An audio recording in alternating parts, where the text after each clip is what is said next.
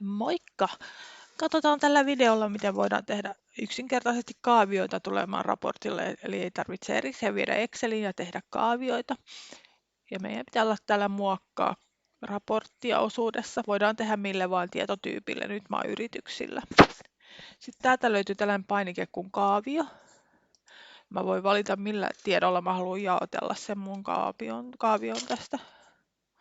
Otan ton kaupungin. Sitten tässä on näitä luvut, minkälaisen kaaviotyypin mä haluan.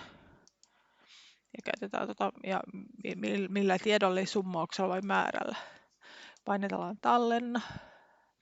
Sitten mennään katsoa tätä meidän raporttia. Täältä löytyy tällainen kaaviopainike. Kun mä painan sitä, mä näen miten nämä jaotteluu. Helsinki on 32%. Nämä on ilmeisesti, että kaupunki puuttuu meidän yrityksiltä. Ja sitten jos mä haluan viedä nämä tiedot, niin täältä löytyy tällainen pieni harmaa painike, export, eli me voidaan viedä vaikka Exceliin.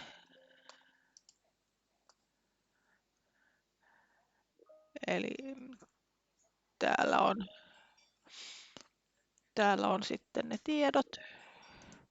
Tai me voidaan viedä toi kuva talteen kanssa.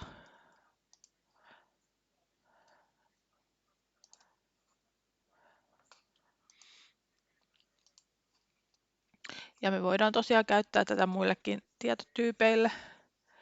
Eli esimerkiksi tilauksilla, tarjouksilla on sitä laskennallista tietoa, millä voidaan jaotella.